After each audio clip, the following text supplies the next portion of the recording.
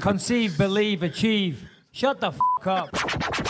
And new undisputed UFC middleweight champion of the world, Michael the Count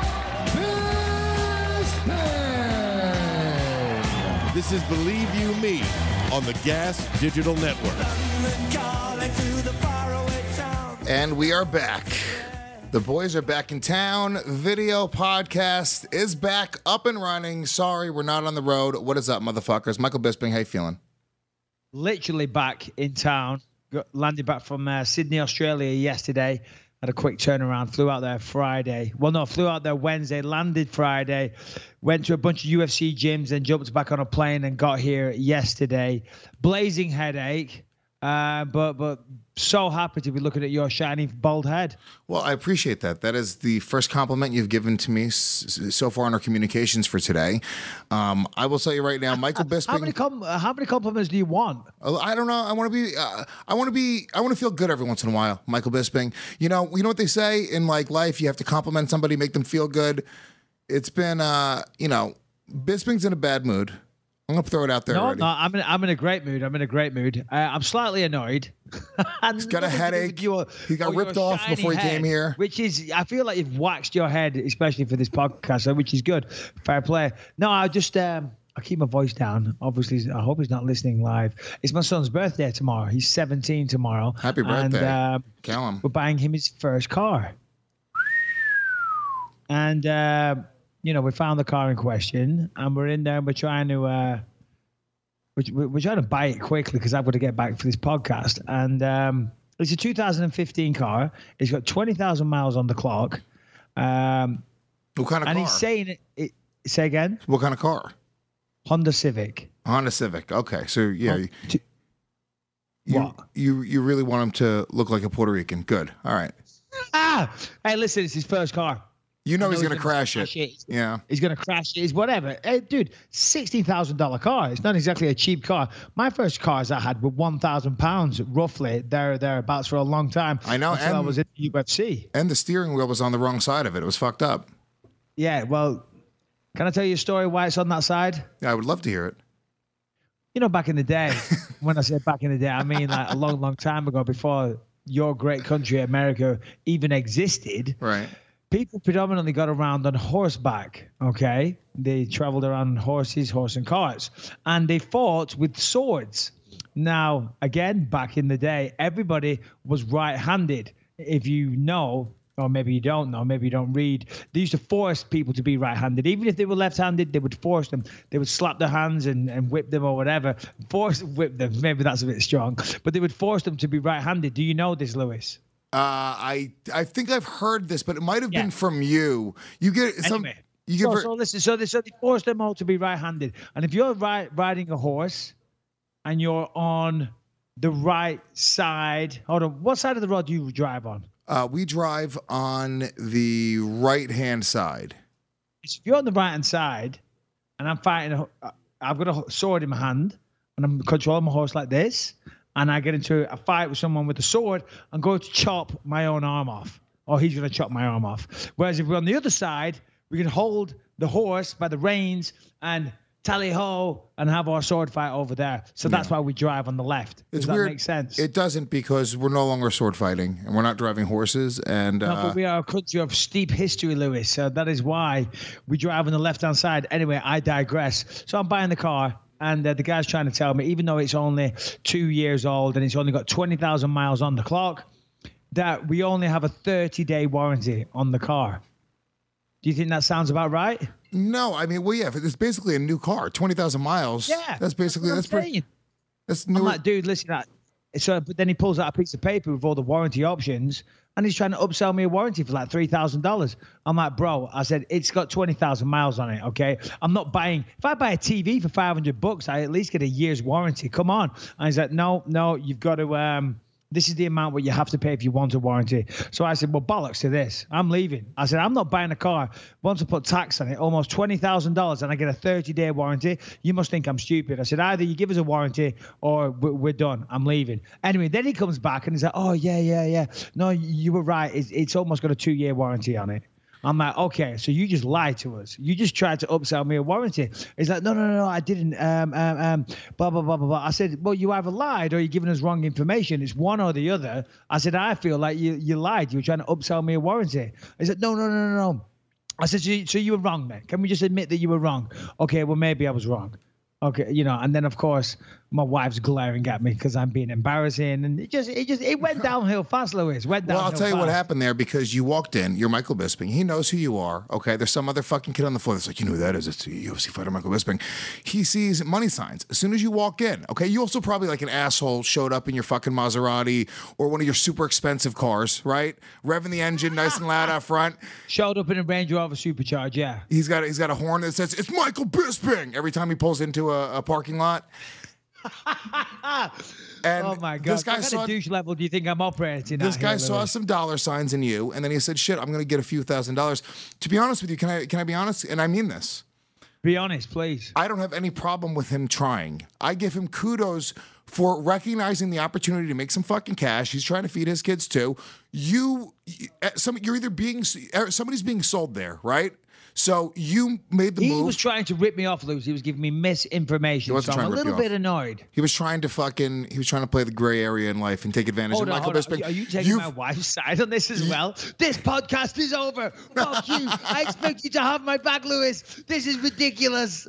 It's going to be Believe You Me with Rebecca Bisping and Luis J. Gomez next week. Oh, my God. Anyway, so there you go. So I did have a headache, which was rather accentuated by, the typical used car salesman tactics. Yeah. Anyway, we're back. There was a MMA at the weekend. Now, of course, it was Kevin Lee versus Barboza, and I was in Australia, so I didn't get to see it. But I have listened to all about it and heard the recaps, and I saw the video online of him almost getting his head taken off with the wheel kick, and then the little dance about all over the place. Yeah, look, dude, it was. I only watched the main event. I was working Saturday night, so I couldn't hang out and watch the fights. In Atlantic, it was funny as I was in Atlantic City the entire week before leading up to it, and then I was gonna maybe stick around. Ended up not being able to.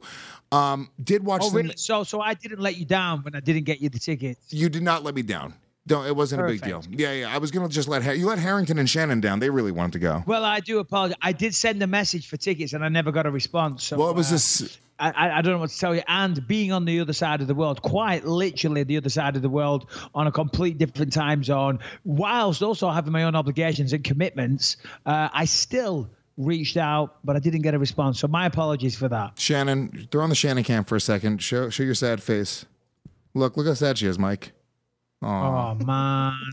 Look, you know how many guys just masturbated to that shot? Oh, Lewis, please. They did. Come on.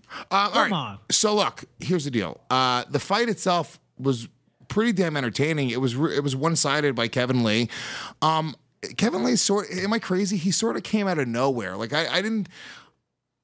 He was a guy that the biggest thing was that situation with Michael Chiesa like 2 summers ago where he had that that scrap on stage, and that was sort of the first time I even noticed Kevin Lee, and now he's the guy that everyone's talking about, and it's a combination of a few things, dude. Obviously he's a hell of a fighter, but I think it's also the fact that he's super flashy off stage. He's kind of making those moments every time the camera's in his face, and he really did. He just smothered Barboza the whole time. Barboza really just had nothing with the exception of that one kick. Fun, though? Was it fun? Because often when somebody just takes someone down and smothers them, it's a pain in the ass to watch. It was. Was it an entertaining smothering? Yes, because it wasn't just smothering. It was like brutal, vicious, mean, angry ground and pound.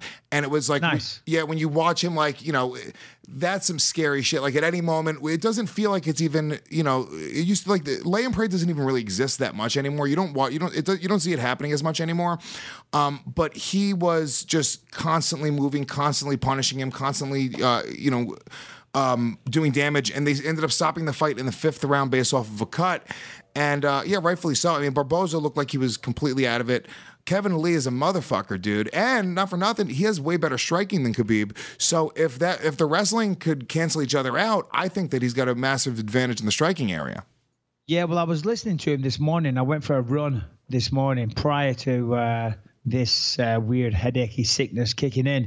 I went for a long run, and I was listening to Kevin Lee on the Joe Rogan podcast this morning, and he says that he has Khabib's number, says that he has it all day, said he sees holes in his game. He thinks that the wrestling does cancel each other out. And on the feet, yeah, I guess you gotta favor Kevin Lee in that fight. You know, just thinking about what you said a second ago, you said lay and pray doesn't really exist anymore. And I agree. It doesn't. You know, back in the day, wrestlers would take somebody down, lie in their guard, and just body, head, or elbows or whatever, keep them there. Tito Ortiz, he was, obviously a fan favorite for that one. But these days, everybody knows how to get back to the feet, or they should. I mean, of course, with jiu-jitsu, there's many ways of sweeping somebody. There's endless ways and techniques for sweeping an opponent and getting on top. And if you can't sweep them, there's many set routines. I mean, I could think 5, 10 right now, set routines for how to get back to your feet. That really, if you drill them, are almost impossible to stop, you know? And if you're man enough to go for it. I mean, when I was coaching The Ultimate Fighter, I used to scream, get up, just because sometimes there'll be a break in the action where a guy's on top and then he'll go back to his feet and the guy lies there on his back. You've seen it, right? The guy's standing up and one guy's on his back. Yeah. You know what I'm talking about? Yeah, of course, yeah.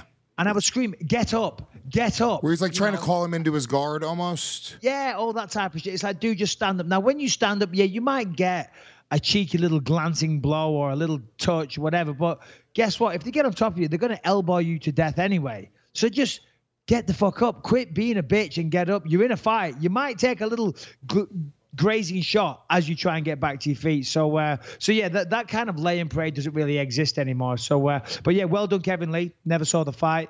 Charismatic guy. He's good. I mean, he was talking about his fight with Tony Ferguson this morning.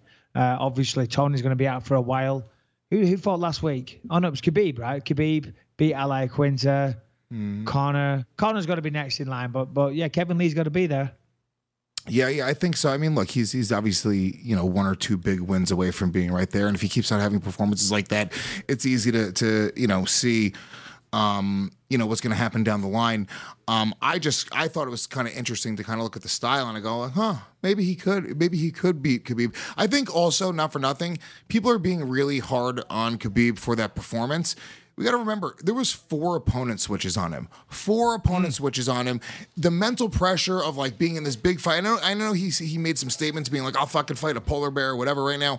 But the reality is there has to be a little bit of him questioning like, fuck, dude, this is the biggest fight of my life. And I'm sort of getting fucked because they keep on changing things on me. Conor's showing up. He's throwing dollies through windows. It's just pure chaos. And he has to go out there and perform at the highest level. And then he dominates. And then afterwards, people are still going like, you know what? He wasn't that good. You know, I see Kevin Lee and I see Tony Ferguson. They could probably take him. Yeah, well, the thing is, I mean, Khabib believes he's the best in the world. When you truly believe that you're the best in the world, regardless of anyone else's style, then it doesn't really matter. And that's what I do respect about Khabib. You know, he will take on all comers, as he clearly proved that weekend. So, yeah, I mean, whether it's Conor, who else is in the running? Conor, obviously, that's the fight that's going to happen. That is the fight that has to happen, Conor versus Khabib.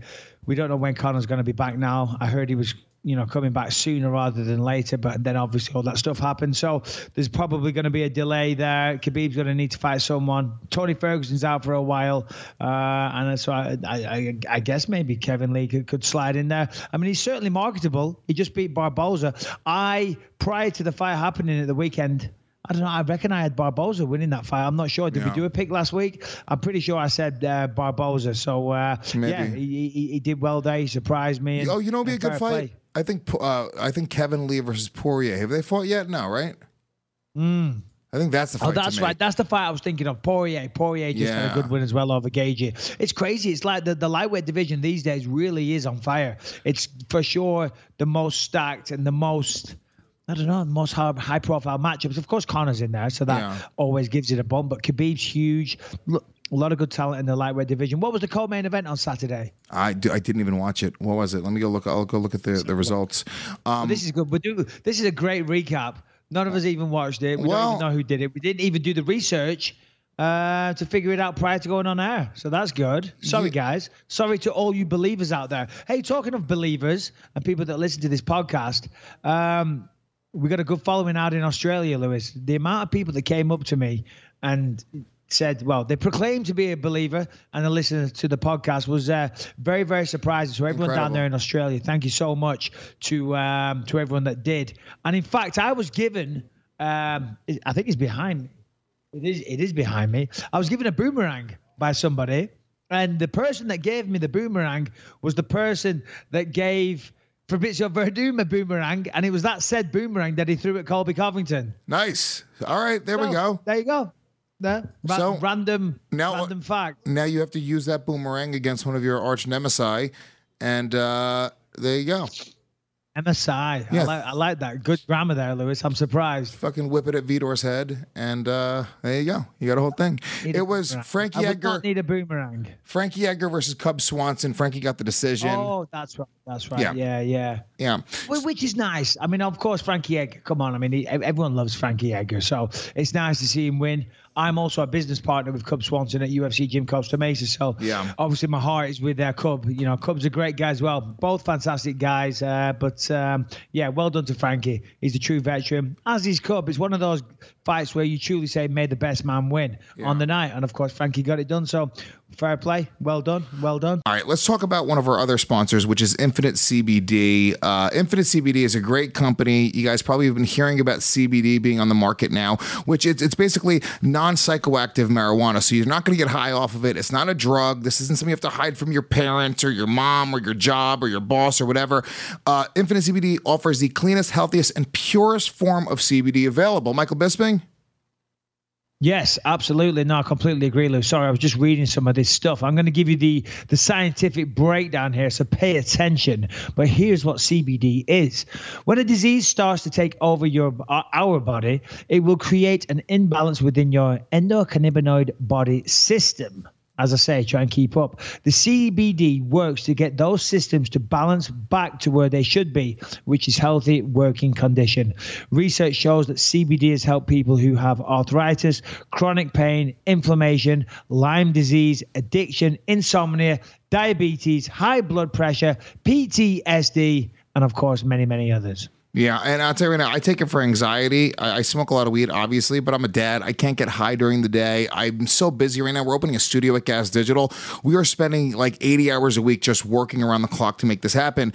I can't be in a haze all day, but I do have anxiety. I do have stress all the time. So I've been smoking CBD oil specifically to get rid of the anxiety, and it's instantaneous. I got to tell you right now, if you have anxiety, I really recommend CBD.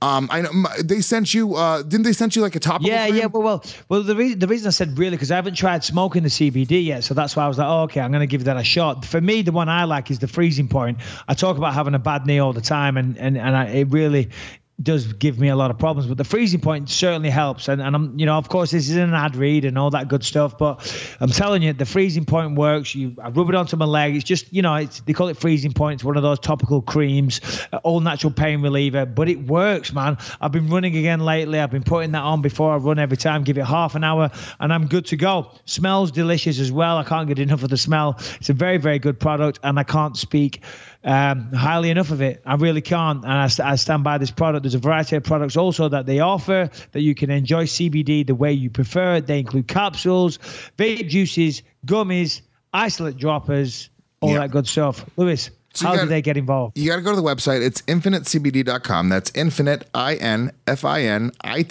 CBD.com. Pick whichever CBD product is best for you and use the promo code BELIEVE for 15% off any purchase. That is promo code BELIEVE, 15% off of anything. The best part of all of this, obviously you're going to love the product, but it helps us out every time you guys do that. So make sure you don't forget to use that promo code BELIEVE for 15% off. And that's that. Let's get back into it. I wanted to ask you, because this is kind of interesting. I literally don't think we've ever even talked about this guy. Okay. But we're talking about UFC, the lightweight division. And Nick Newell, who is a fighter who's been in World Series of Fighting, Extreme Fighting Championships, Legacy Fighting Alliance, really all of the, the regionals, and has only one loss in his entire career, which was to Justin Gaethje. Apparently, he is in talks with the UFC. Brett Okamoto tweeted that Dana White said that he's going to make a decision based off of Nick Newell tomorrow. And Nick Newell, obviously he's a great fighter and he's got one loss in his record. But the thing that stands out, the elephant in the room, is the fact that he's got one arm. I guess he was born with congenital amputation on his left arm, which ends just below his elbow.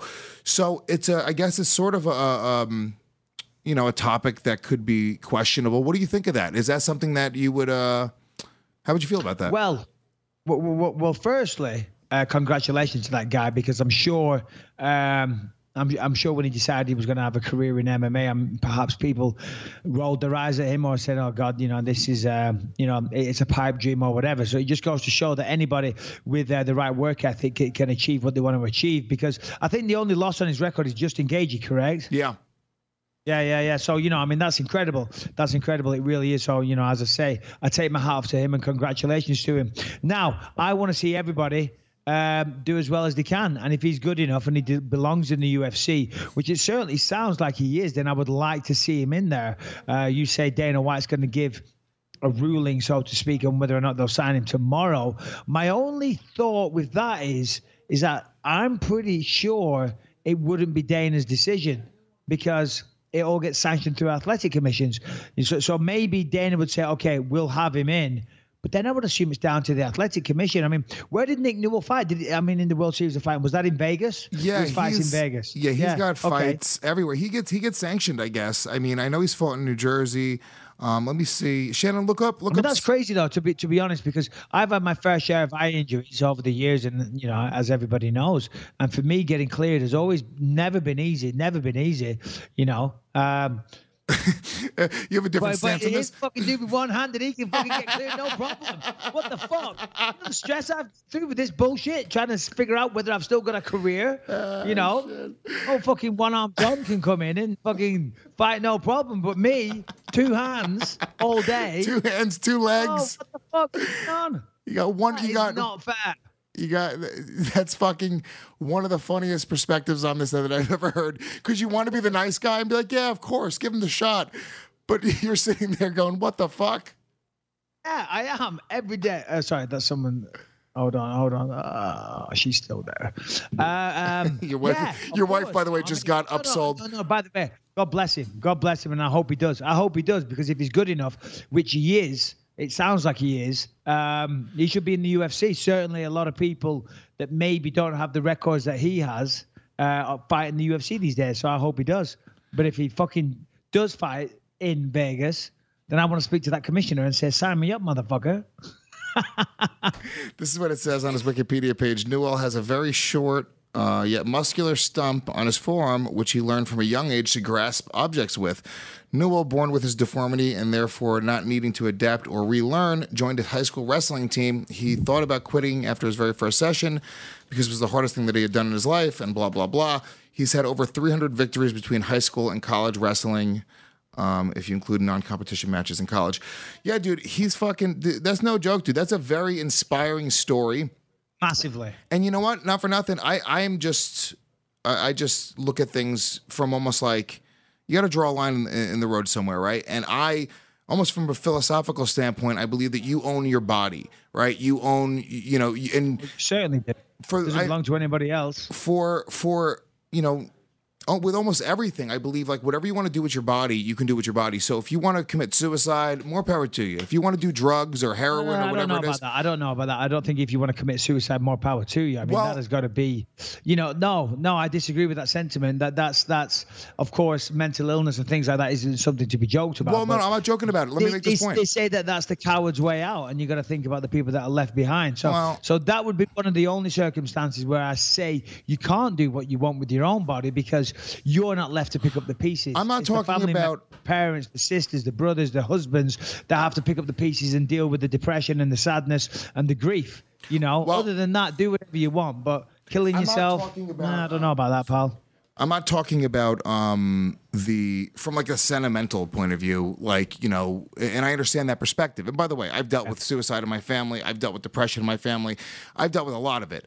And I don't necessarily agree with that sentiment that, you know, it's a selfish way out. I believe that sometimes you want to tap out, and if you don't have a religious view on the world, or you don't have a spiritual view on the world, and you just want to take that long fucking sleep, baby, you want to sleep. I get it, man. No, you're right. You're right. And that ultimately is your right, I guess. But I'm talking about really from and I'm not judging anybody. I mean, same here. I mean, my cousin, she jumped off a bridge into moving traffic. Yeah, you know, I mean, yeah, no, I tell you about what I said to a certain degree, because it's not necessarily selfish, but it's not the way out, and it's not the message that we're trying to put forward. Right. On this podcast, you know. Right. I don't want somebody that's sitting here maybe thinking about it, going like, oh yeah, you know what, the Believe You Me podcast says it's a good way out. Yeah. That's not what we're saying. Said with his shiny bald head that it's okay, it's my body, I can do whatever I want. Yeah. Therefore, I'm going to kill myself. No. Anyway, back on track. Back to Nick Newell, because this is going down a rabbit hole that I don't really want. Okay, go on. One more. Well, no, I just want to...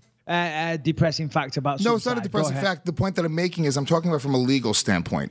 You can do what you want with your body. I believe that there shouldn't be governing bodies saying that you know, if you try to commit suicide, in most states, Michael Bisping, they will lock you up. They will take away your rights to freedom because you're crazy and they think you're a danger to yourself. And no, for your own protection, I believe that would be. But that's where I start to... For your own protection, which is fucked up. What? If you're going to kill yourself, you need protecting from yourself. It's your body. The truest state of that expression. Yeah. You need protecting from yourself. So therefore, I agree with it. Isn't it your body to decide if you want it protected? It's just like, for me, look. But if you're going through a state of severe depression or mental illness, and you're maybe not thinking clear, or you just don't see any light at the end of the tunnel, there's always tomorrow. There's always hope. There's always, you know, there's always another day, and things don't seem as bad after a good night's sleep. Well, look, that's why you have a family, and that's why you have your friends. That's why you have the Believe You Me podcast to keep you going. I'm talking about the fucking government coming in and telling you what you could do with your body. So I believe that you should be able to take whatever drugs you want. I believe you should be able to kill yourself. I believe you should really, if you're not infringing on the rights of other people, you should. Guess what? You can kill yourself, you know, unless you're making a big song and dance out of it. I mean, if you want to be honest, unless you're going to go out there and tell the world and make a big commotion over it, then, you know. Why would anyone know and be able to stop you? If you truly wanted to do it and not get attention, then you could do it very, very easily. If you fail, and then you could be charged with a crime. If you fail, I don't know. You can be charged with a crime? Yeah. There's, I guess there's different jurisdictions. I guess they obviously have different rules, but that's definitely, a thing. And I know certain states now have assisted suicide, but I think we're focusing way too much on the suicide. The point that I'm making is that Nick Newell should be able to fucking... I've got a good point about Nick Newell that I want to make before I forget it. Well, that's the point I'm making, is that Nick Newell should be able to do whatever the fuck he wants to do with his body. If he's of sound mind to say, hey, dude, I want to go and compete. I have my one arm isn't there, but I still feel as if I can compete, and he can compete. Fuck yeah, I think he should get a shot in the UFC. Why not? 1 million percent, 1 million percent. I'm totally with you. I totally agree 100%. The only issue that I foresee that he might have is getting people to agree to fight him, if I'm honest, because if he's as good as what I hear he is, as I say, I apologize. I've never seen him fight, but I hear very, very good things. I'm going to send you a video right now. Say again? I'll send you a video right now if you want to watch it. Yeah, but it's hard enough keeping up with all the UFC people, you know, working as an analyst for Fox Sports, you know, and that's without watching World Series of Fighting and all these other promotions. I'm a fan of MMA, not just UFC, but still, there's only so many hours in a day. So if he's as good as what everyone says he is, it's going to be hard to find an opponent, because people might be like, oh, I don't know about this. I don't really fancy him getting beaten by the guy with one hand. Yeah. Do you know what I mean? Because that doesn't make you look very good. He's like, here's the motherfucker. He got choked out by the guy with one hand. I would love to get him on and talk to him about that, because I'm sure that's something that he's truly had to deal with. Well, 100%. I mean, even I think, yeah. And not just that. Let's say I'm fighting him. We're in the cage. I'm winning the fight. It's going well. I've got him hurt. He's up against the cage. He's on one knee. Bing, bing, bing, bing, bing. I can blast off a combination. Unless I'm a total fucking arsehole, there's going to be a part of me that thinks, hold on, he's only got one fucking hand. Let's not fucking go to town on him too much, because you know, you're a bit of a bullying bastard here. Just take it easy. And then the cunt turns around and smashes you in the face and chokes you out. Yeah. Do you see what I'm saying? You know, and by the way, I'm you know, I'm not disrespecting him at all, but I'm just saying there would be those conflicting emotions. Yeah, I mean, I'm assuming that they would have possibly. I don't know because I haven't fought him. I'm just saying. I'm just, looking at the consequences. Yeah, I'm gonna look up scenarios. I mean. Yeah, I mean, it's almost like a lose-lose situation, and there's no disrespect to him because it's that's it. It is a lose-lose. It's a lose-lose for sure. So if you beat, you're fucked. If you win, you're a bully that just beat the guy with one arm. Now, I wish him the best, and I hope the UFC do sign him. I really do, because that would be an amazing story. It really would. And especially if he came in and had a good career, which I don't see why he wouldn't. I find it absolutely fascinating that he's been able to pull this off. He wins most of his stuff by submission. Is that correct? Rear naked chokes, if I'm not submission. He's got some TKOs. Knee. Okay. Submission. A lot of submissions, a lot of rear naked chokes. How does he do that? How does he get a fucking rear naked choke in? Oh, well, because I've seen a picture. It's you can still do a rear naked choke. I'm doing a rear naked choke right now with that hand, without this hand. Instead of that, that's normally a rear naked choke there on my beautiful big bicep. Ugh. I normally put it there, but I just going to put it there. Still do the choke. Yeah, you know what true. I mean? Still make it work. He's got wear gloves. Yeah, he's got it. Let me see. He's got a TKO knee. I think it's just he's got no TKO. But seriously, does he wear 2 gloves or 1 glove? No. And can he hit with the arm that has no hand with no glove on? What does he do with the other hand? He can't put a glove on it. He's gonna fucking glue it to it. So what can he do? Can he crack people in the face with that? With fucking probably. Why not? Stump. Yeah, dude. I mean? Well, that's gonna fucking hurt. No, knocking people out. You can forearm people. You could elbow people. No, that's not. It's not a knuckle. I'm joking. I think it's amazing. I really do. It's incredible. But you know what? To be honest, he probably wouldn't want us saying things like that. He's still just a normal fucking person. He's a normal person. It's not like he has one arm. He's lost a hand, which I'm sure has been massively challenging in life. So I'm not trying to belittle it whatsoever. But I'm sure he doesn't want people, treating him any different. Really, no, he's better than everybody. Listen to me, he's got one hand, but he's a fucking professional fighter. He will beat the shit out of most dudes and finger your girlfriend with his good hand. That's what he fucking does. Not you, but most dudes. You don't have to go there. He doesn't have any fingers, Lewis. On the other hand, he's got fingers. Oh, shit, right, okay. Always going to take it there. Always going to take it there. It's true. I thought we're having a balanced discussion. This could go off the deep end in the wrong fashion, talking about this amazing inspirational guy. But no, you had to bring fingers into it and ladies' vaginas. Well done, Lewis. Well done. It wouldn't be the Believe You Me podcast if we didn't. It wouldn't, no. But I'm trying to see if there's anybody else that he's fought that has since gotten into the UFC. Any of his Justin Gaethje beat him. Justin Gaethje beat him TKO punches, second round. Okay. Justin Gaethje didn't give a fuck. He didn't pull a Michael Bisping in the corner. He didn't feel bad for 1 second. He said that he saw that opening. Yeah. He took it. Yeah, why not? Bloody Justin Gaethje. Let's have a look. Yeah. Yeah. Darce choke. Decision. I sent you his highlight reel, by the way, if you want to check your email. The Nick Newell highlight reel. It's okay. We're live on air, and people don't want to watch us watching things. Where the fuck is Harrington? We have a video podcast. We should be able to pull this up and watch it and talk about it in real time. We should be able to, but it looks like we can't. All right. Nick Newell. I hope he gets signed. I hope Dana allows him. Of course, it sounds like athletic commissions have no problem with it. So I, for one, sign off on Nick Newell. Not that I'm any kind of fucking authority, but that would be great to have him as part of the roster. Yeah, I agree. I would love to see it. I think it's great. And if he keeps on winning, fuck it, dude. One loss ever to Justin Gaethje. The one dude who's beat him is like the UFC's new go-to, throw that guy in there and have him fucking go wild. Hell yeah, dude. All right, let's talk about BetDSI.com, which is just an incredible sponsor for the show. They've been in business for over 20 years. They're top rated in so many different review sites. You know the deal. You've heard of BetDSI if you're a sports fan. They make it super easy to gamble on all of your favorite sports. They've got a great, easy-to-use interface. Michael Bisping, you are not a tech guy by any means. You are addicted to BetDSI. Oh, I don't know about addicted. You have a problem. Sound like some kind of. Okay, I have a problem. I'm on the phone to Gamblers Anonymous every week.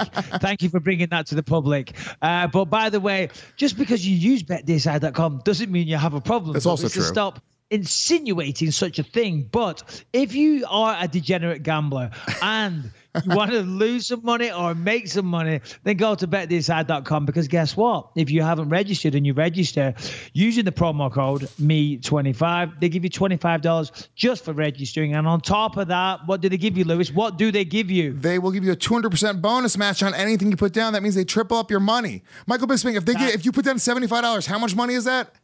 $225. Boom. You did not think I was going to get that. You did not think. If you put down $220, how much money is that? $660. God damn, I am good. Just call me Einstein. But seriously, that is, I mean, we could go on with this all day, but that is the triple. That is the 200% bonus match. That is what will happen to your money. Not to mention $25 just to play with them. And of course, this weekend, Frank Mir taking on Fedor Emelianenko. And Frank Mir is the favorite, minus 145 favorite. Fedor Emelianenko is a plus 125 underdog. I'm going to go with Frank Mir. Probably not going to get a big return on $25, but put that money down. Money. It'll make the fight more exciting. Anytime you're watching something, if you got money on it, it's always better. So go to betdeside.com, use the promo code ME25, get you $25 and get a 200% bonus match on your money. Lewis, what do you want to say? Put $500 on fucking Frank Mir right now. Go put $500. You're going to get a triple play on your money. That's $1,500 on Frank Mir. Motherfucker, you are going on a vacation. You go to Jamaica, man. Yeah, I'm telling you this right now. That's a good idea. That's a good bet. Frank Mir is going to win that fight. Frank 100%. Mir is definitely going to win that fight. In fact, put $1,000 on. Yes. Go to betdeside.com. Use the promo code ME25. Put $1,000 on Frank Mir. That becomes $3,000. If Frank Mir loses, don't fucking call me, okay? But if he wins, you're gonna be a happy man. You're gonna win. How much do you win on that? Who knows? Who cares? I need a calculator to figure that out. But there you go. Bet this out. Couple $1,000. It is one of the best in the business. Been around for a long, long time, and they are a fantastic supporter of this show. So we thank you for that. BetDeside.com. Check them out. All right, let's get back into the show. We have to address this really quick. Which? The Nick Diaz rumors. You got to talk about this. Oh, okay. Well, see, here's the thing. My phone hasn't stopped. Right? And when I say it hasn't stopped, I mean literally people texting me like crazy, people messaging me on Twitter and Instagram and stuff. Nick Diaz, when is it? I want to get tickets. Journalists, is the fight happening? Right? So what are the rumors? What have you seen?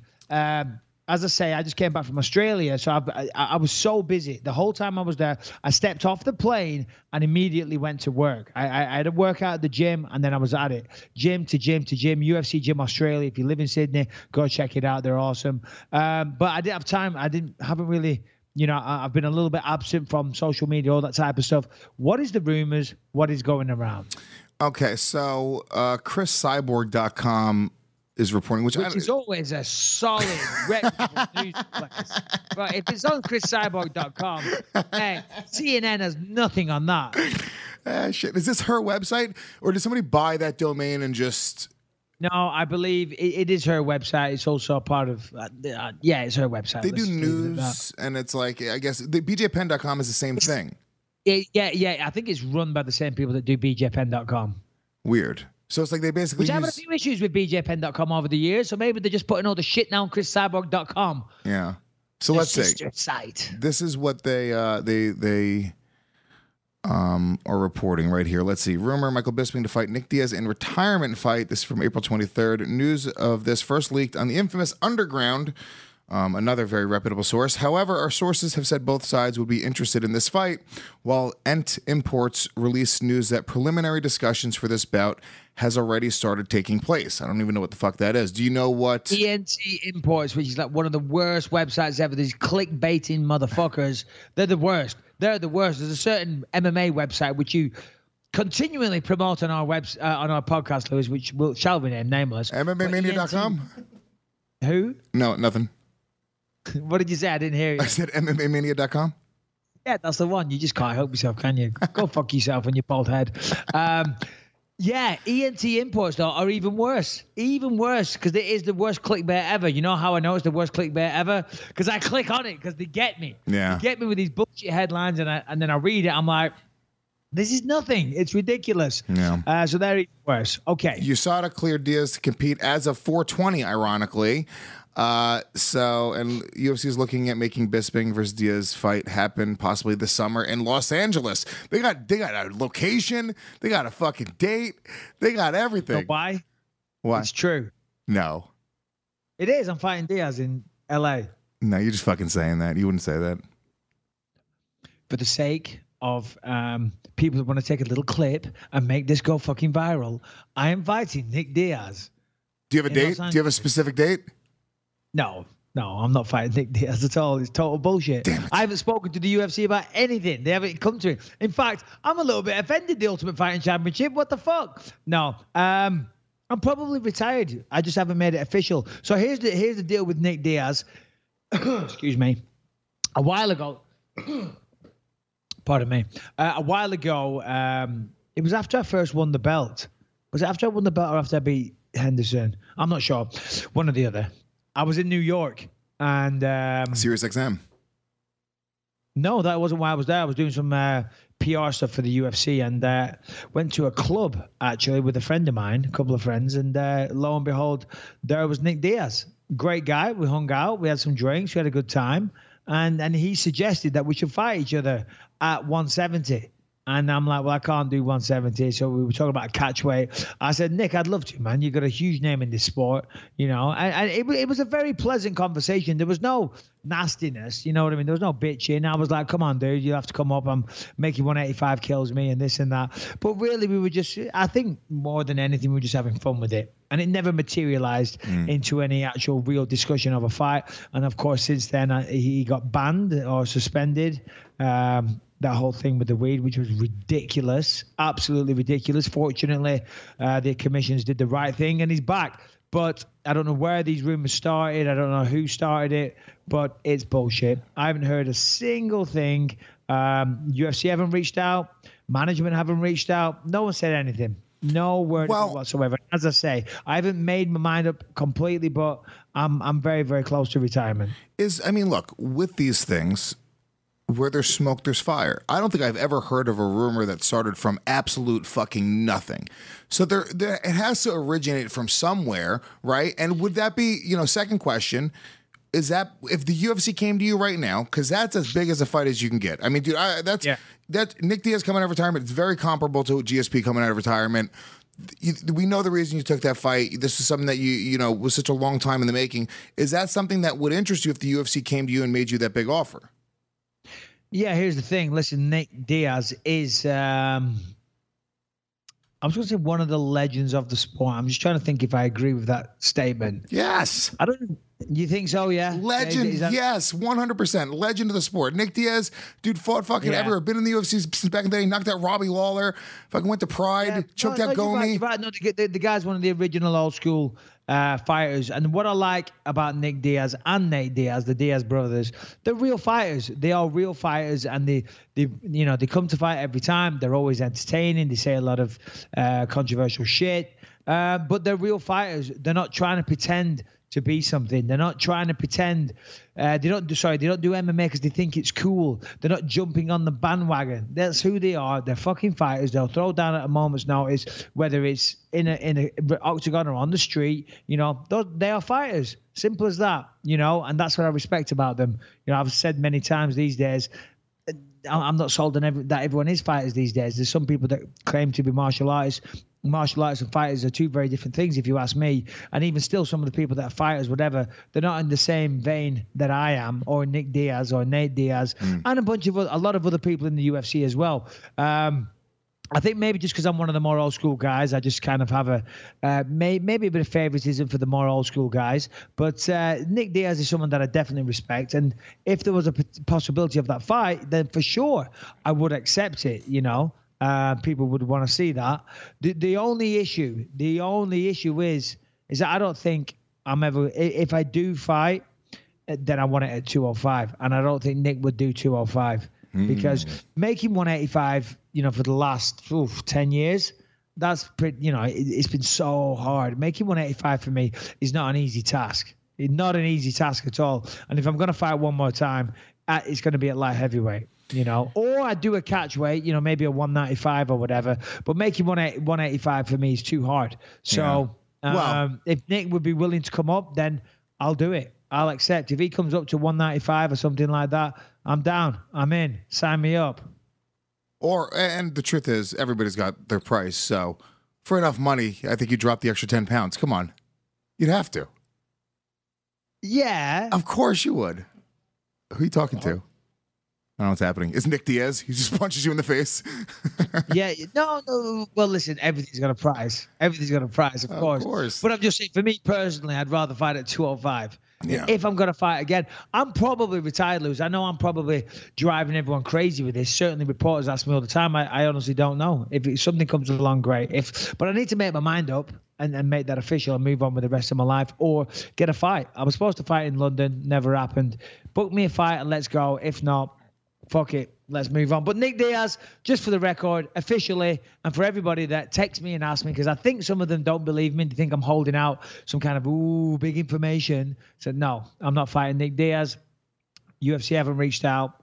No official word of that. But you're right. There is normally, you know when these rumors come out about somebody fighting somebody, and everyone's like, how did it come out? Who did you tell? I'm like, well, I didn't tell anybody. You know, so I've had the UFC call me and be like, what the fuck, man? We said not to say anything. I said, I didn't say anything.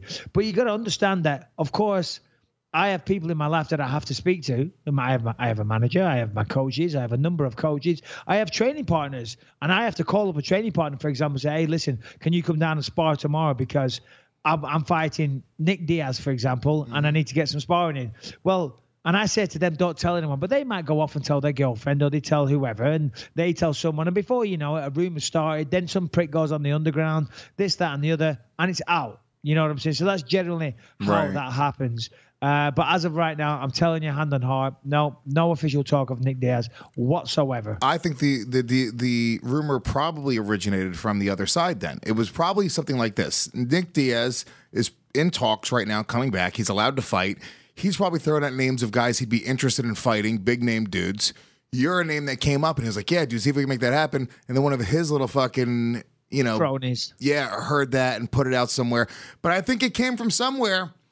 This isn't just pulled out of the thin air. You know, yeah, maybe it did. Maybe it did. You know, I mean, that, as I said, me and Nick, we did have that conversation, and it was purely, a respectful conversation, just in terms of, he's good, I'm good. Let's fight. There was no like, fuck you, let's get this on. I can't stand you. Yeah. So maybe that did happen at their side. Who knows? Nick is the type of guy, though. It seems like he has to work himself up to fight somebody. So if you did fight him, I think it would get into like mean mugging and fucking. Oh, for sure. Absolutely it would. Oh, that'd be. And I'd welcome it. It'd be great. So much fun. So much fun. Oh, dude, make that fight happen. All right. Well, listen, Nick Diaz, if you're listening and you want to fight again, give me a shout, pal, because I'm down. I'm down. If you're willing to have some more, if you want to eat some food and put a few pounds on, then let's do this, my brother. It's 215 catch weight. Why not? Official call out. Mike Bisping, Nick Diaz, 195 catch weight. Let's go. You heard that. You heard it here first, guys. Print it. Mike Bisping says Nick Diaz cannot make 195. He says that Nick Diaz is afraid to make 195 pounds. I do, yeah. Nice one, Lewis. Did you hear? We make headlines. Leslie Smith. This is a weird situation. Mm-hmm. All right. So, how much have you read about this at all? Do you know anything about the Leslie Smith situation? Yeah. I was looking at it this morning, and I've heard about it a bit recently as well. She's been making headlines. So Leslie Smith, if you don't know who she is, because I'm not overly familiar, and I'm not trying to be disrespectful, but I'm just not. She's not a big name in the sport. I think her biggest moment, she fought Chris Cyborg. Was that the fight in Brazil? UFC 196, I think, something like that. Yeah. A couple of years ago, fought Cyborg, got beat up off Cyborg. Let's be honest. Yeah. And that was it. And they've kept her around, and I think she was going out there. She was asking for $150,000 per fight. Is that the lady? I don't know the number she was asking for, but she was in the last fight of her UFC contract. She was going to fight this other chick named. Oh, what the fuck's her name? Aspen Ladd. It was at the weekend. She was supposed to fight someone at the weekend, and her opponent didn't make weight, correct? Yeah, so I guess her opponent didn't make weight, so Leslie Smith was like, fuck this, I'm not going to fight. And then Aspen Ladd, the rumor was that her team offered an extra $5,000 so she would still fight because this chick is undefeated and she's a hot young prospect, whatever. And then Leslie Smith still declined, and then the UFC said, cool, we're going to pay you your show money and your win money, and that's the last fight in your contract. We're done. So basically they paid her to not fight, and that's that. So Leslie Smith, in turn, I guess she lawyered up and is now going to sue the UFC, which just seems a little bit bizarre. I don't know. It just kind of seems like... Well, okay. You're missing out some key facts, Lewis. Okay, maybe I am.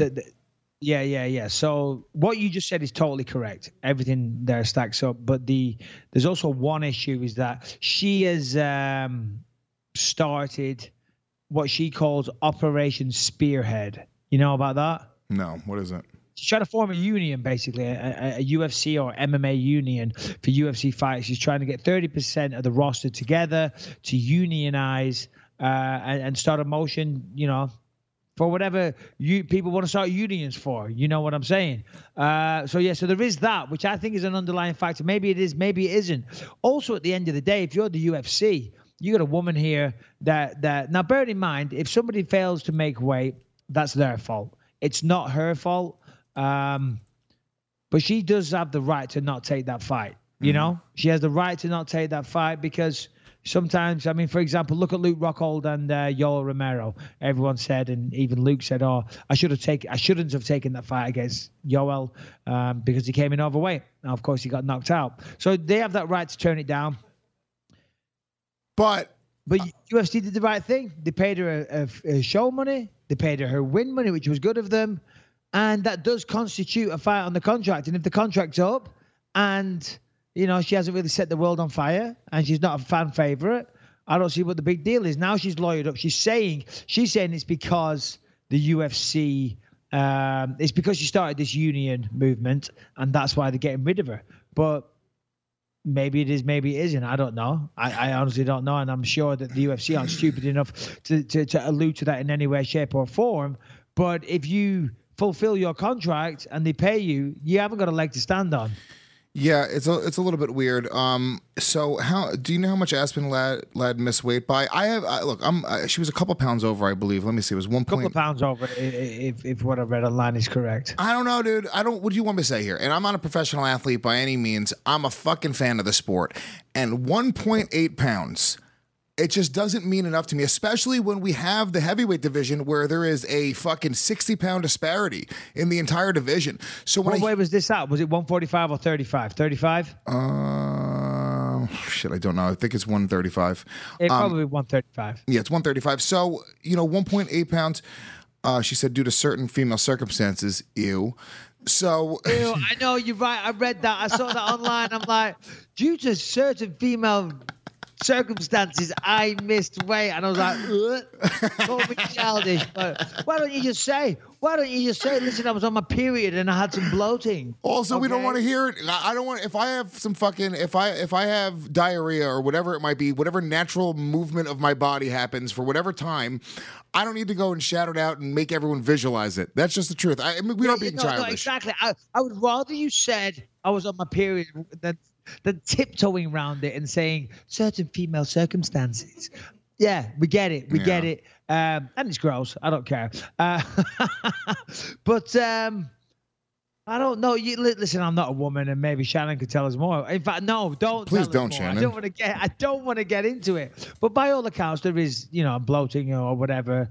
And that's a shame. It is a shame she missed weight. Now, I just think that Leslie Smith should have taken the fucking fight, dude. 1.8 pounds. Yeah, exactly. Top and bottom of it all, I think she should have taken the fight 100%.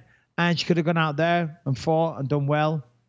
Listen, she was contracted for a certain number of fights. She did that amount of fights. She got paid. It's done. It's over. Do you talk about Leslie Smith?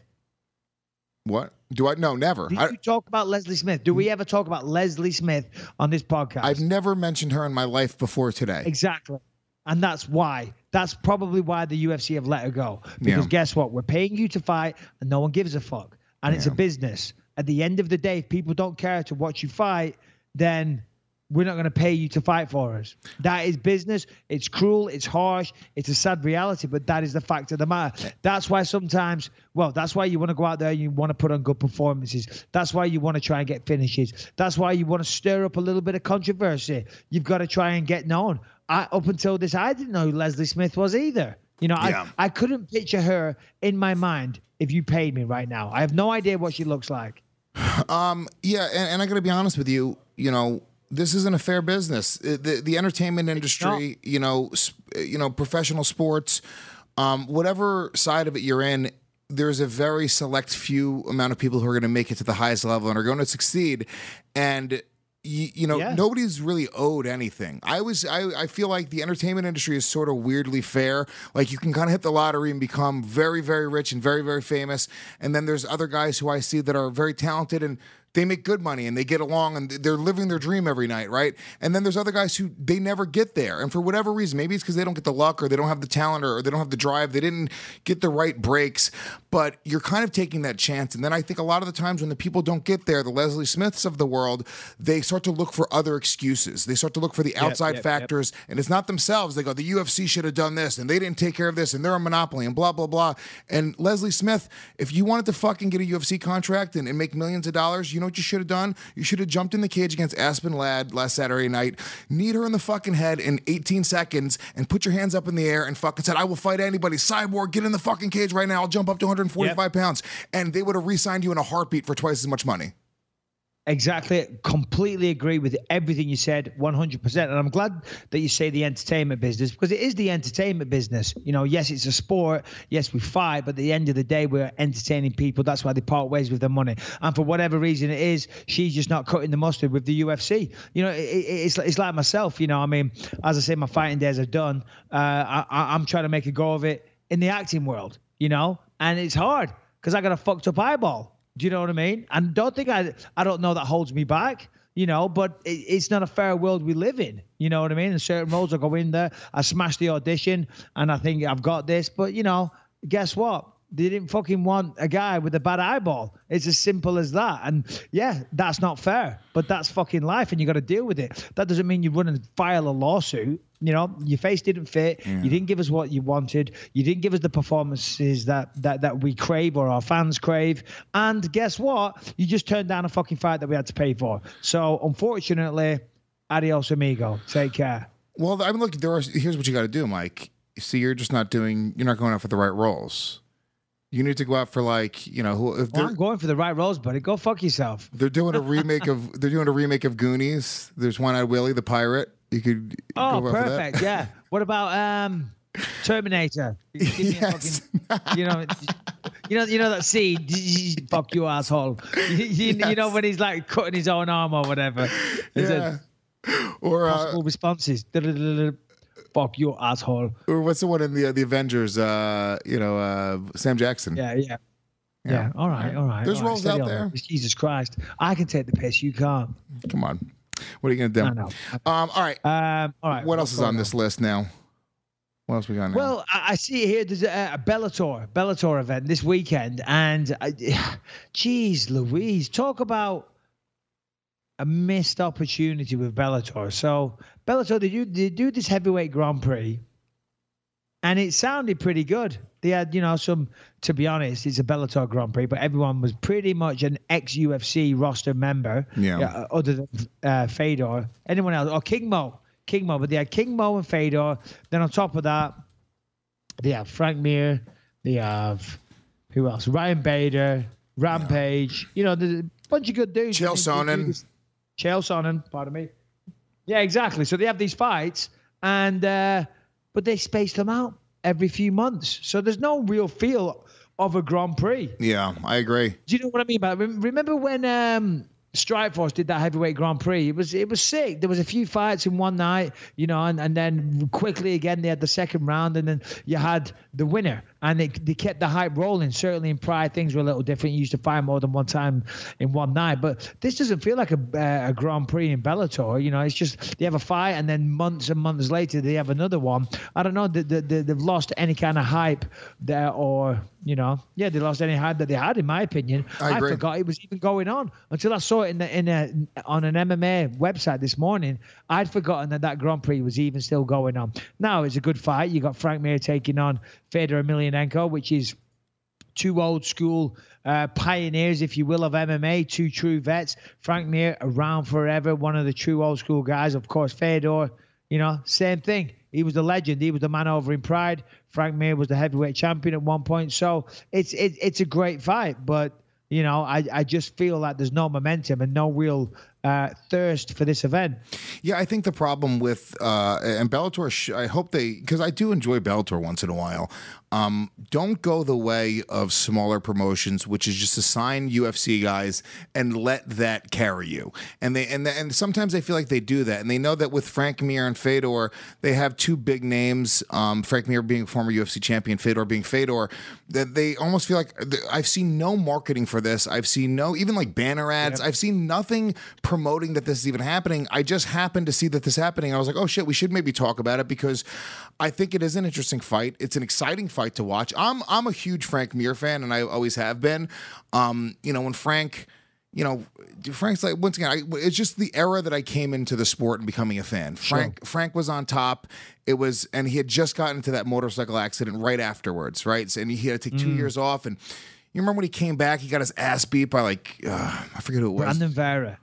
Yeah, Brandon Vera beat his ass, but it was somebody else some other dude that just shouldn't have beat him. That was when Brandon Vera came onto the scene and was just wiping everyone out, and everyone was like, whoa, this guy is going to go far. And then he got into weird contract negotiations with the UFC, or his manager, Brandon Vera, was asking for millions of dollars. So he didn't fight for a while. And then when he did come back, he kind of struggled a little bit. Big fan of Brandon Vera, by the way. I doubt he's listening, but if you are, what's up, Brandon? Yeah. It was Marcio Cruz. Yeah. So UFC 57, he comes back, just gets his ass kicked by Marcio Cruz, who didn't do anything in the UFC. And then just like hot and cold. And then the Brock fight sort of kind of, made him come back when he tapped out Brock with that it was a heel hook or a knee bar. That was awesome, dude. Bar. So fucking cool. No, he got him with the knee bar. Obviously, then he rematched at UFC 100, and Brock just destroyed Took his soul. It was pretty well. Not so much the fight. No, I enjoyed seeing Frank Mir get beat up like that, because I didn't. In fact, and I've told the story about this before, I shared an ambulance with Frank Mir on the way to the hospital afterwards. Remember? Yeah, I know. I just been knocked out of Dan Henderson, and he'd just been beaten up by Brock Lesnar, and we're both sitting in the back of the ambulance like, sorry assholes. Instead of a siren, it was just a sad violin that played to get you through the streets. So say that one more time. My wife just very rudely interrupted me. Oh man, that was a solid joke too. I said instead of a siren, it's just a sad violin playing through the streets. Yeah. That's pretty good. Sorry you had to repeat it twice. But yeah. We sat in the back of a thing. I was like, hey, what's up, Frank? What's up, Mike? Yeah. You get your ass kicked? Yeah, I got my fucking ass kicked. But yeah, no, Frank Mir, no, it was awesome what Brock Lesnar did that night. But yeah, Frank Mir, he's one of those guys. He's a legend of the sport. He's been around forever. As I said, so is Fedor Emelianenko. So there is a certain nostalgia about this fight. It was one of those fights. Remember, people used to talk about, could Randy beat Fedor? Could Frank Mir beat Fedor? He's in the UFC. He's in Pride. These fights will never happen. Well, now that is happening, and it's good. But I just feel like it's I was going to say 10 years, but that's a bit much. It's at least 5 years out of date. I don't know about Frank Mir. I haven't seen him fight lately. So I wish him the best. But Fedor, come on. And unfortunately, you got to face facts. His best days are behind him, and that's a fact. He doesn't perform like he used to do. What was his last fight? What was Fedor's last fight? He got scorched by Matt Mitrione, first round knockout, a minute in. That's right, yeah. And then he had that really bad majority decision with Fabio Maldonado, who was a UFC 205-pounder from back in the day. Out in Russia. Actually, really exciting fight, like really fun fight to watch, but just not competing at the very highest level. Frank Mir, on the other hand, his last fights were in the UFC, and Frank Mir, he's always fights the toughest motherfuckers, and he beats the guys that are like at the middle, and then he loses to all the guys that are at the very top. Shit. Ooh, excuse me. Yeah, he got a loss to Mark Hunt in his last fight. And then Andre Arlovsky, I feel bad because I used to be such a big Andre Arlovsky fan, but if you lose to Andre Arlovsky today, it's a problem. Andre Arlovsky was the man back in the day. But, yeah, listen, far be it from me to disparage Fedor Emelianenko. There is someone that truly is, you know, in the Hall of Fame of all mixed martial arts. You know, Fedor Emelianenko, Antonio Rodrigo Nogueira, George St. Pierre, Anderson Silva, people like that. They, you know, they're the best of the best. And so I'm not trying to disparage him, but or ridicule him or anything like that or disrespect him. But his best days are behind him. Simple as that. Simple as that. It'll be interesting to see the fight. Honestly, I won't go out of my way to watch it. If I'm in and it's on, I will for sure watch the fight. Yeah. But it's not like I'm going to say, hey, Saturday night, I'm here. I'm watching the Paramount fucking network. I'm watching this show. You know, yeah, I just won't. I'll watch it, though, if I'm in and it's on. So, yeah. Who do you think wins, out of curiosity? I think Frank Mir wins. Mir. Yeah, I agree. I think Frank Mir, yeah. He's competed in the UFC his entire career, basically. You know, and he's a bigger guy. Fedor, I don't know, dude. He should have fought at 205 pounds, you know, forever.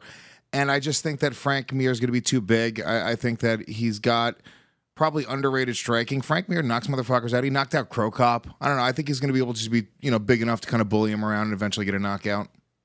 Yeah. No, you're right. I probably agree. I think he's just naturally a bigger guy as well. So, yeah, there you go. All right. So, a bit of a weird one today because, as I say, I just flew in from Australia and I've been feeling sick and I'm arguing with car salesmen and stuff like that. And there's not that much going on in the world of MMA. Shall we do some questiones? Yeah, let's get some questions going. If you guys want to join the conversation, you can do so by shooting us an email, bym@gasdigitalnetwork.com, bym for believe you me at gasdigitalnetwork.com. We always pick 3 questions or so to end the show with, and we always answer them very, very honestly. Also, I got to say, I know a lot of people have been, you know, saying that we should be doing this for a little while. We officially are launching the Believe You Me YouTube channel. Shannon, do you know the URL for that? I don't. We can tweet it out later tonight. Yeah, we'll tweet it out later tonight. So, listen, I know a lot of people are, you know, used to the latest version of the podcast coming out on the Gas Digital's YouTube channel. It's going to be a separate YouTube channel for Believe You Me. So look for this episode, which is number 60, on that YouTube channel. So make sure you guys go and find that out. And we're also going to put out the video at the same time as the audio, so you guys don't have to wait for the video or watch it twice. About time, Lewis. Yeah. And listen, if you guys fucking love the show. About time. Okay. If you love the show, you should know that we have 60 episodes available on demand wherever you want to watch them. You guys can support the show directly by signing up at gasdigitalnetwork.com. You get every episode we've ever done. You get them pre-released. They're ad-free as well. I know people hate ads. We have a live chat that you guys could join, a message board, all that good stuff, and it supports the show directly. Go to gasdigitalnetwork.com, use the promo code BYM, and it helps us out and helps yourself out as well. So, all right, here's some questions. All right, my name is Taylan, and I'm from Berlin, Germany. Hi, Mike. Hi, Lewis. I love the podcast, have been a fan since the beginning. Question. The British boxer Chris Eubank famously told his son, Chris Eubank Jr., that growing up comfortably meant that he was too soft to become a successful boxer. He would taunt him and tell him directly that he didn't think that he had grit and did not live through the hardships necessary to build the mental strength to succeed as a pugilist. Haha. As a result, the son has developed an insane work ethic and has, in his own right, become a very successful boxer and is currently ranked as one of the best super middleweights out there. Mike, you are obviously proud of your son Callum, and it's clear that he is on his way to becoming a very capable martial artist / athlete in his own right. Now, you have said many times that you do not want him to become an MMA fighter, but it seems you have nurtured that desire anyway. So the question is, what did you tell Callum when he was young when he asked you if he could be a fighter? What was this guy's name? This is Taylan from Berlin, Germany. Yeah. Thank you, Taylan. That's actually a good question. And he, I agree with everything what he said completely and some of the thoughts I had. So Chris Eubank Jr., he's an amazing fighter. He really is. And as his dad was. Are you familiar with his dad, Lewis? Probably not. No, I'm not. Now, Chris Eubank, true legend of British boxing. Nigel Benn and Chris Eubank, some of the fights they had back in the day were incredible.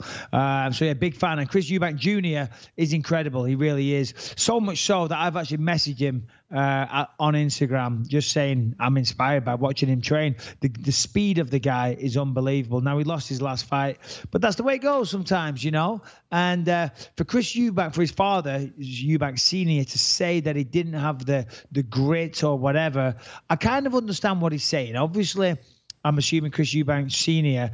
gave them a very good life, I mean, I don't know, but I'm assuming he made a lot of money in his boxing career. He was a world champion. He was a big star in the boxing world. As we all know, successful boxers make a lot of money. So I'm assuming he had a good upbringing. And I think the point that his father would have been making was that, look, listen, you just don't have it. You need that fire, that desire, that yearning for the good things in life. That's why a lot of fighters, boxers, MMA guys, whatever you want to call it, they come from those type of backgrounds because they want it. They need it. And that's the only way they can do it. Like, the only way I could turn my life around back then was through fighting. That was the only avenue I had. I sat and thought about it for a long fucking time. What can I do? And I thought, well, my fists are going to get me what I want. They're going to be able to give me the lifestyle that I want for my family. Is through fighting. That's the best thing I can do right now is to fight, So, and that's what I did. And so I understand the point that he was making, but it doesn't necessarily cross over. People have asked me about Callum. So how do you feel about Callum becoming a fighter? And I think, he doesn't need to do it, and maybe, he doesn't have that anger or that fire that I have inside, that maybe some of the obstacles or challenges that I had in my younger life, he hasn't had to experience that. So therefore he hasn't got it, but I'm totally wrong. I'm totally wrong because I see him, I go out there and I see him wrestle and I see the way he performs and I see the hunger, I see the aggression, I see that side of him. So of course I'm mistaken. And I think I told the story about when I took him running years ago, and he was running up these steps and he wouldn't quit. He's got that work ethic and that fire and that desire inside him. But I always say this: I fight so he doesn't have to. I've gone through these injuries and this career so that my children don't have to. Now, if he wants to do it, of course I'll support him 1,000,000%. My dad supported me every step of the way. Drove me all over the country when I was a kid. Didn't have much money, but what he did have, he did his best. He got me all the equipment. He drove me all over the country, took me to tournaments, flew me to New Zealand, did whatever he could. You know what I mean? Did everything he could to support me. And then even when I was turning pro, my dad was, he was there for me every step of the way. We got an old mattress and we stuck it in the back of the car. We drove it down to Nottingham. I lived in this guy's house on the floor and I put my mattress on the floor. My dad was always there, always supported me every step of the way. I had this shitty car, an old Volvo, and I was driving from Clitheroe to Nottingham, which is about a 250-mile drive, but the alternator didn't. The alternator charges the battery in a car, and the alternator had fucked up. So what we'd do is I was driving down to Nottingham because I had training in the morning, and my dad would follow me in the car on the motorway, freeway for you guys. And when the battery died, I'd pull over to the side. He'd pull over behind me. We'd switch batteries. I put his good battery in my car. My car would start and I'd drive off. Then his alternator would charge my battery. And we get about 20, 30 miles down the road. Then his one would die in my car. We'd pull over and we'd do it again. Did that about 10, 15 times to get down to Nottingham, you know what I mean? So I could train. And then he just turned around and drove straight back home again. So my dad always supported me, Yeah. And so yeah, of course, if he wanted to do it, I'd support him 100%. But I don't think he needs to. He doesn't need to. I told him this recently because he said, no, it's easy for me. Some people say that. I said, Callum, what are you talking about? I said, we live in California. I said, do you understand the luck that you have? Not just because you're my son or because I'm a fighter or anything like that. I just mean all of us. We're born into this part of the world, Western civilization. So therefore, we've got a fucking leg up on everyone straight away. On top of that, now I said we're living in a nice house. We've got a swimming pool. Your mum and dad have got money. We can send you off to college. I said you've got a good brain on your shoulder. You haven't been beaten up as a child. You haven't seen any real hardship. You've got fucking great health. I said you are in the fucking a very select a small percentage of luck, you know, in terms of the human race. Now, on top of that, you know, you've got me that'll support you every step of the way. I said, you could do anything you want. I said, on top of that, you're a smart kid. You're bright. You're very, very intelligent. You're going to a good school. I said, you can literally, if you put your mind to it, do anything you fucking want in this life. And I will support you 100%. So don't choose to be a fucking fighter, man. Don't choose to be a fighter. But if you want to do it, then great. Do it, and I'll support you. And maybe you'll have one or two just to say that he did it and feel it and experience it. And we've talked about that. And I, you know, if that's the case, I'll train him and I'll coach him and he'll have to get ready, you know. But with where we live, we're in fucking Orange County, man, California, one of the nicest places in the world. We live in a nice house. He's intelligent. He's healthy. He's got family. He's got support. Fucking don't choose to be a fighter. A lot of these people that choose to be a fighter, I feel that true fighters don't choose to be a fighter. Being a fighter chooses them. You know, sometimes you fight because you got no fucking option. You know, simple as that. Michael Bisping read that quote off a mirror in a shitty gym. That's a good one. I just thought of that right then, but it's actually true. I don't feel you choose to be a fighter. Yeah. Being a fighter chooses. Well, you know what it is, though, with him, you know, because you're talking about, as it relates to the gentleman's question by the way, as well. I'll probably kick my ass right now. I'm not saying that he hasn't got the physical abilities, and I'm not saying that you have to be a scarred or tortured individual with emotional baggage to be a fighter either. That's not necessary. You don't need that. So, and as well, there's a different thing that question. Chris Eubank Jr. has proven that he's amazing. You know, but I just feel that I don't know if you enjoy it, great. But you know, it's as I say, I don't feel you choose to be a fighter. It's either in you or it isn't. Well, yeah, I mean, there's other things that, you know, make people, that give people drive. It's not always just being poor or having a gritty, fucked up upbringing. That can be something that drives you. And to be honest with you, probably most of the time it doesn't. Having a fucked up background and a foundation and having it truly hard, I'd say 99% of the time you end up staying poor. You end up staying in a fucked up situation. That's not really necessarily the best thing in the world. I think if you have some sort of luck or have something to lose, that's something that can drive you as well. Also having your name, watching his dad, you know, win a UFC title, that's a different type of drive. Whatever that is, that type of motivation right there, you know, and sort of no matter what you want to say, I know that, you know, he looks at you and looks up to you in a different way. He wouldn't have gotten into fucking combat sports if he didn't look up to you like that, right? And, you know, that type of drive, there's very few people in the world who can even connect with that type of drive, who can even understand what that's like to have a fucking dad who's achieved that type of success in, you know, in that sport, and to sort of put that pressure on yourself. It is just a different type, and the motivation can come from anywhere in the world. I think the classic story is always, oh, this guy came from nothing and he rose up to, but yeah, that you don't need that. I think you could have whatever fuel your fire. Yeah, well, of course, it's in his DNA, so that is a little different. It is in his DNA, and he's been around me, and he's seen me. He's seen me apply myself in training camp after training camp after training camp. So, as I say, he's seen that, he's experienced it, and it is in his DNA. I just want to clarify, by the way, my upbringing wasn't like totally fucked up. You know, I was 16, no education. And going nowhere, and I'd messed up in my life, and my family, a very loving family, fair share of their own problems, of course, which I'm not going to get into, but it wasn't like I had a totally fucked up childhood, far from it, you know. But the want for success is what drove me to this. You know, when you have children, you want to give them the best life you can, you know. So that's what led me into this. So yeah, just wanted to clarify that. Anyway. Next question. Okay, this is from Josh, and he's from the greatest country of England. Hello, Mike. What does the tattoo in your bicep say? And do you have any others? I love you, Mike. No homo. So what does that tattoo in your bicep say? You know, just quickly there, I did the old Yoel Romero. I love you. It is so funny. Everywhere I go, that is what people scream at me. I love you, Mike.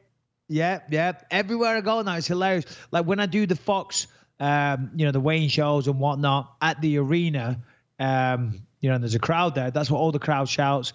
And in Sydney, we were at the Fit Expo or something, some international fitness expo.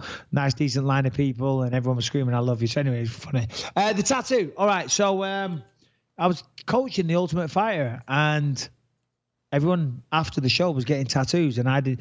And firstly, this is my only tattoo, so I have no others. So that answers that part of the question. And it's not even a good answer.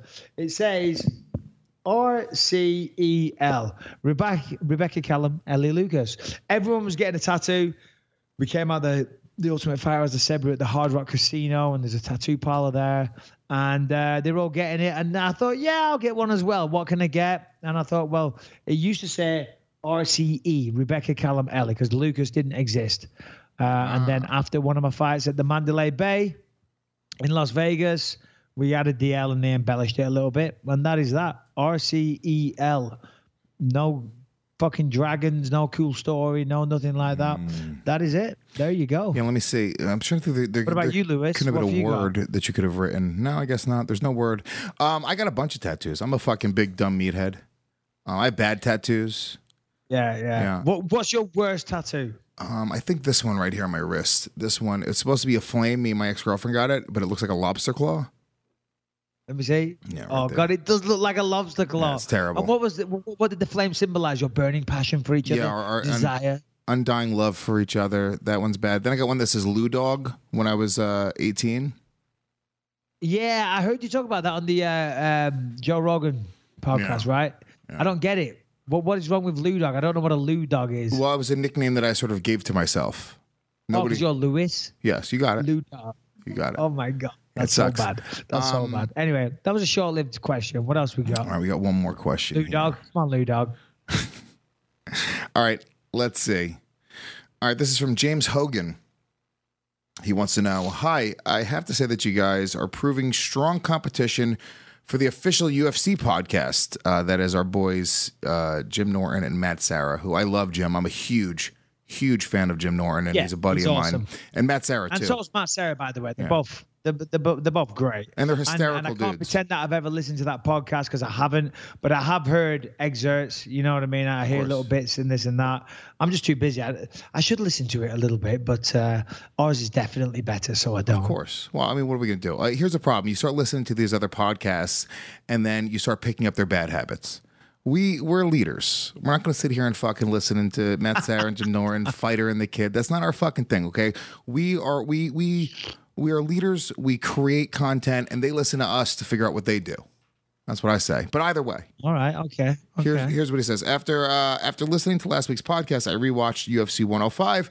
Michael's defense work on his back in the first round was awesome, so I wondered if he is that good, why doesn't he use it more? So this is one question. The real question is coming up, though, so you can answer that first. You want me to answer that now? Done martial arts all my life. Done a lot of jiu-jitsu. So I'm very good at jiu-jitsu, if I do say so myself. It's kind of gone downhill. I'm not as good now. I'm not as sharp as what I used to be, but I guess, it's like riding a bike. You start drilling something and the skills come back to you and whatnot, and your mind starts remembering things. But I haven't done much jiu-jitsu lately. But that was because I don't really use it in my fights. And I started, spending all this time drilling jiu-jitsu and doing this and that and just not doing any of it. And I thought, well, why waste my fucking time? The plan with the Gastelum fight, that was maybe to use my jiu-jitsu and surprise him. But obviously didn't really get too much chance to try that. But I don't know. I don't know. I think, well, no, in fact, no, I do know. I think I know. I think because in my early days, when I used to fight, I used to be so hyped up on aggression that I wasn't thinking clearly. And when I get in those positions, I wouldn't choose to go for a submission. I'd just rather punch them or elbow them, and I guess that's my background as a striker. I like to finish with my fists as opposed to a submission. But the good thing about a submission is that that's it. The fight's over. You pull off a submission, there's no, it doesn't matter how tough they are. If they tap, that's it, game over. So jiu-jitsu is a beautiful thing, and I do want to start doing it more. But what's the next part? Okay, so then he says, but the real question is, if the UFC took a leaf out of the WWE rules and added tag team fights, do you think you guys could, as a tag team, could beat all of the other podcast duos? For example, Matt Sarah, Jim Norton, John Anik, Kenny Florian, etc. So how do we stack up? I mean, of course, come on. All right, who we got? Sarah Norton, I mean, that's nothing. No offense. Look, Jim Norton, I eat him for lunch. Matt Sarah, he's a much smaller guy than you. It's been a while since he fought. You know. Yeah, that's not competition. Who else we got? Brian Callen and Brendan Sharp. Yeah. Give me a break. That's game over all day. Yeah, but I think that Brian Callen. Sure. I don't know, but I think Brian Callen boxes and he's like an athletic dude, but he's like 50. So. Yeah, I like Brian Callen. He's funny. He is very funny. He's a killer. Who else we got? Have you seen him live on like in a club? No, I haven't. No, but he's a monster. He's hilarious on he that kills. show. You know the Goldbergs. I never watched the Goldbergs. No. Dude, you never seen the Goldbergs? You got that program is hilarious. Yeah. I just recently signed up to Hulu. Do you have Hulu? Oh, this sounds like an ad read. No, it sounds like an ad read. Really If you use promo code BYM. I'm not signing up to fucking Hulu. I've already got HBO. I've got Netflix. I've got DirecTV. I've got every fucking movie package. I am not signing up to more shit. But I wanted to see The Handmaid's Tale. I don't know what the fuck you know you're The Handmaid's talking Tale is it won all the like the Oscars or Emmys and Grammys or whatever the awards. You named every award. Yeah, they won all the Oscars, the Emmys, the Grammys, Handmaid's Tale. Whatever. I was like, all right, let's see what it's all about because you watch Netflix, right, Lewis? Yeah. How many times do you go to Netflix and you scroll through and you can't find anything? Half of my life. Oh, sorry, not half of my life. Half of my viewing time at night is spent scrolling through Netflix looking for something. And I'm like, for fuck's sake, I have seen everything. Okay. So I thought, I want to see The Handmaid's Tale. There we go. It won all the awards. Let's check it out. But it's on Hulu. So I was like, fucking Hulu. I'm not signing up to another thing. But I thought, you know what? I'll do it. And I signed up to Hulu. It's awesome. You love it. And this is not an ad read, but boy. Seriously, it's very, very good. I am not in bed with Hulu. I'm not making any money off this. But also why do you think it's better? What is better about it? For one, Netflix. Well, I guess it's not that it's better. I guess it's just because it's newer. You know what I mean? They have shows on there that aren't on Netflix, like The Goldbergs, which is hilarious, like Handmaid's Tale, which is awesome. Season 2 starts tomorrow, which I'm very excited about. Are they doing cool program? Because Netflix is getting ahead of the game because they're doing their own programming now. So the TV shows, content. Well, they've just lost Family Guy. Family Guy is now on Hulu as well, which I'm a big, huge fan of Family Guy. So is it like, do Hulu and Netflix sort of independently get the contracts with the studios and then they only show that? Yeah. Or is there a lot of crossover? Some of it's exclusive, some of it isn't. Right. Certainly now Family Guy is exclusive to Hulu, other than being on TV or Fox or whatever. And then they do their own original content as well. Maybe it's just because it's new, but it's very, very good. And if you're bored of Netflix, I'm not saying get rid of Netflix because Netflix is great. Dive into Hulu. It's only $8 a month. What is that? It's nothing. So anyway, it sounds like an ad read. It sounds just like an ad read. I know it does, but anyway, I'm just giving you a glimpse into my life. Of course. Led in bed at night with my wife, scrolling fucking Netflix, smoking some CBD oil. For the sake of $8 a month, just fucking get Hulu. Watching some Hulu, smoking some CBD oil on your mattress for a mattress. Just enjoying a nice shave from Dollar Shave Club. Why not? And you will have a ball. Let's get back into it, shall we? We fucking what's it called? You know what I started watching on Netflix, which I really like? It's fucked up. American Horror Story. I'm on season 2. I started watching it. It's just too much. I feel like they were just like being controversial and like, gruesome for the sake of it, which I know you're going to say. That's the point, Michael. It's a horror show. It's horror. But it was just a little overly cliched, with the clowns and all that type of shit.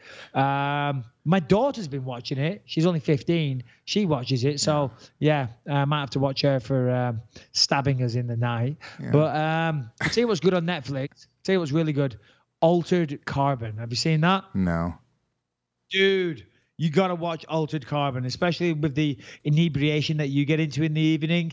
Altered Carbon. Watch it. It stars Joel Kinnaman, who is a big UFC fan, who's awesome. He's a great guy. But Altered Carbon, I believe it's the most expensive show ever made. What? The Crown was the most expensive. That's on Netflix. Have you seen The Crown? I've seen none of this. I don't have time. I have a 5-year-old. Watch The Crown. Shannon, have you seen The Crown? No, I haven't. Watch The fucking Crown, okay? Learn something. The Crown's good. The Crown's really good. It really is. It's drama, but it's awesome. Altered Carbon is fantastic. And when you get through them, just jump over to fucking Hulu and do The Handmaid's Tale. The Handmaid's Tale is really good. Oh, Jesus. Although, if you've seen it, it gets a little annoying at times, but it is good. It is good. I've never seen you happier on this podcast than when you're talking about things to watch on Hulu and Netflix. I just need a pee. I need a pee. He lit up. Look at his face, though. He looks like he's happy. All right, so here's the thing. To answer your question, Jim from Cambridge, we would fuck up any other podcast, period. Yes. If you just forget, bring them on. Me and Michael Bisping, we set him up, we knock him down. That's what we do, okay? We got one of the toughest motherfuckers on the planet, plus Michael Bisping, okay? So... And what about our back staff? What about Harrington? Who's that guy on Joe Rogan? What's he called? The nerdy guy. Oh, Jamie. Jamie, would Harrington... Harrington's fucking useless. He's going to get fucked up. Harrington's going to trip over his own stomach. Any of your interns, could they take Jamie? I don't know, dude. Our interns are pretty weak over here. All right. What is it? But I feel like ours sound like less nerdy. Like on the fighter and the kid, the guy in the background there, he sounds, like a nerdy total guy. pussy. What's it? I don't know. I don't know their producer, but just in general, like comedy producers, sort of in general, they have like a nerdy quality to them. It's a strange profession to get into. Shannon, why the fuck would you get into something like this? I feel offended. You should. This is pathetic. Quit. You're ridiculing Shannon there. She puts her heart and soul into this, Lewis, and all you're gonna do is say that it's a weird profession and they're borderline nerds. Right. Thanks, Mike. It's all right, Shannon. I got you back. Don't worry about it. All right. All right. Well, listen, I feel at that point, I guess we've said everything that we need to say on this episode. It's been great. Great episode. I loved it. I'm excited for our own YouTube page. I agree. Go subscribe. I've been saying for a long time we should do it, Lewis. I know, Michael Bisping. We did it, actually, fucking asshole, and it didn't work. Nobody came in and listened to the fucking show on it, so we stopped doing it. You never told me. I definitely told you. I said to you, we should do our own YouTube page. Michael Bisping is a liar. You said, yes. He's a liar. You never told. That was the first you told me. I wanted to be everyone out there listening. Like, let's pull the curtain aside. Michael Bisping is a liar, and he should not be trusted. Listen to nothing this fucking man says. He texts me probably every other week, going like, "Oh, hey, do me a favor, give me the login to the fucking hosting. How do the numbers work? How do the ad reads work? What is this?" And it's all, literally my response to him every time is, "Oh yeah, dude, just check your email. I just emailed it to you a week ago. Check your email. Check your email." About that, but you never told me about the YouTube fucking page. Ridiculous. And I'm gonna pimp it out. We're gonna grow that page like a motherfucker. Yeah, we are. Now I know. I'm excited for it. We're gonna grow the podcast. We're gonna grow the show. You never told me about that before. But we're going around in circles now. That's it. Is that it? Is that the show? That's it. All right, guys.